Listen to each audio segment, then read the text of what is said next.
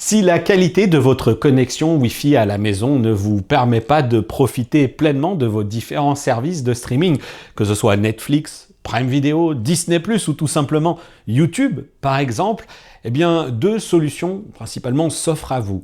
D'abord, passer par la connexion Ethernet, mais aussi, pourquoi pas, si jamais vous n'avez pas de câble qui arrive à côté du téléviseur, là où il est installé, eh bien, c'est renforcer la qualité du réseau Wi-Fi en y associant un matériel qui est souvent coûteux, et je vais y revenir ici. Pour tous ceux qui, cette fois-ci, seraient disposés à passer par l'Ethernet, mais qui sont bien conscients d'une des contraintes des téléviseurs, des téléviseurs, c'est qu'ils sont dotés d'une carte réseau 10-100, c'est-à-dire que le connecteur du TV ne va pas vous permettre de profiter au maximum de la qualité sans doute de votre réseau Internet en étant bridé à 100 mégabits en upload et en download. Alors pour les principaux services de streaming, ça va bien, mais néanmoins, lorsque l'on a ici, comme moi, un téléviseur Sony Bravia 8, l'OLED que j'ai testé sur la chaîne, le lien vous attend dans la description, eh bien ce service vous promet une qualité vidéo qui peut atteindre l'équivalent d'un Blu-ray Ultra HD 4K, et donc il faut, à minima, avoir environ 100 mégabits stables pour bénéficier des 80 mégabits de débit de ce service. C'est considérable, donc on va avoir un besoin entre 100 et 120 mégabits. Donc ça peut fonctionner, surtout lorsque l'on a un téléviseur comme celui-ci qui en plus est compatible Wi-Fi 6E, et je vais y revenir.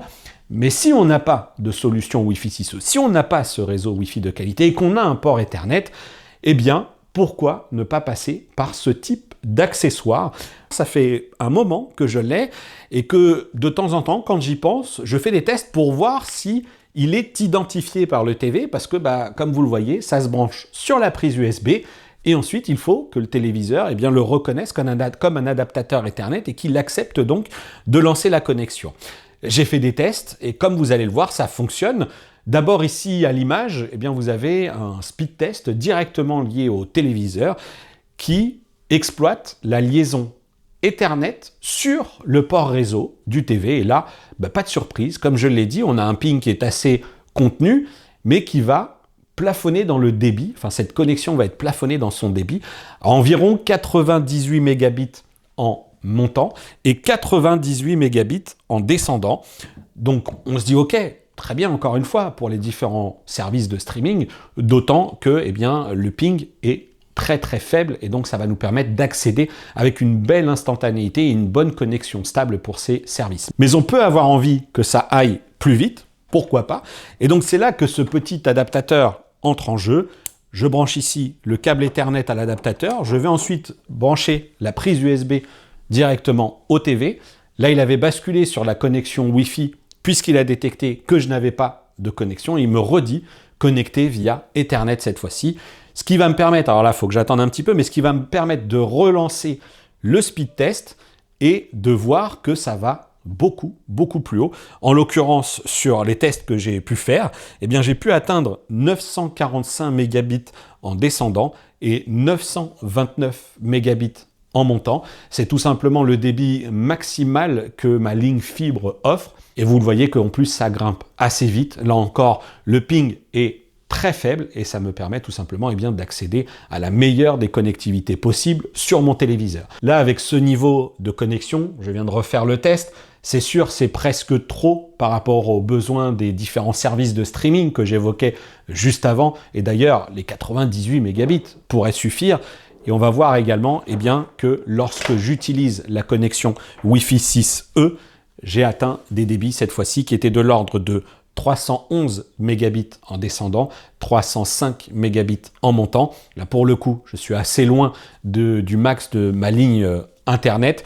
Il est vrai que j'obtiens mieux avec certains smartphones également qui sont compatibles avec cette bande de fréquence des 6 GHz. Donc le Wi-Fi 6E dans le téléviseur ne semble pas être un Wi-Fi 6E d'exception, mais néanmoins, encore une fois, vous le voyez, ça grimpe assez vite. Ici, le temps de latence est cette fois-ci à 15,8 millisecondes sur ce test-là. Mais voilà, je suis à 320 en descendant, je vais être peu ou prou à la même chose en montant, donc c'est quand même très confortable. Cet accessoire, il n'est pas vendu à un tarif très excessif. Je voulais juste vous en reparler parce que pour le coup, ça pourrait vous intéresser. Bon, là, je suis à 283, peut-être 287. Est-ce que ça va monter encore un petit peu? Vous avez eu de toute façon quelques images que j'ai tournées juste avant où on voyait qu'il atteignait les 305. Voilà, c'était juste une petite vidéo pour vous dire que cet accessoire ici vendu par Cable Matters fonctionne avec les Sony Bravia 8. J'avais pu le tester avec d'autres modèles, encore une fois, des fois ça fonctionnait, des fois ça fonctionnait pas ici. Aucun problème, ça fonctionne à tous les coups et ça aura vraiment du sens avec ce service Sony Picture Score.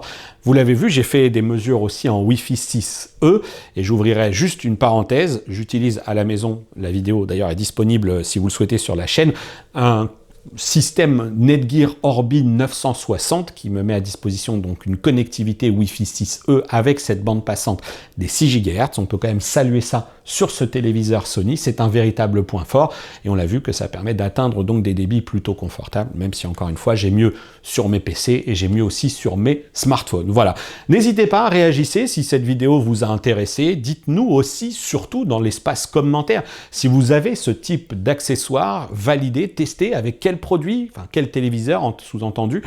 Commentez, tout simplement, partagez votre expérience avec la communauté. Vous pouvez le faire ici dans la rubrique commentaires, mais vous pouvez venir le faire aussi dans notre groupe de discussion Discord. Le lien est dans la description. N'hésitez pas, on est plus de 1200 personnes actuellement, on échange régulièrement, donc venez partager avec nous votre expérience. Allez, je vous dis à très bientôt pour une prochaine vidéo sur la chaîne et d'ici là, portez-vous bien. Ciao!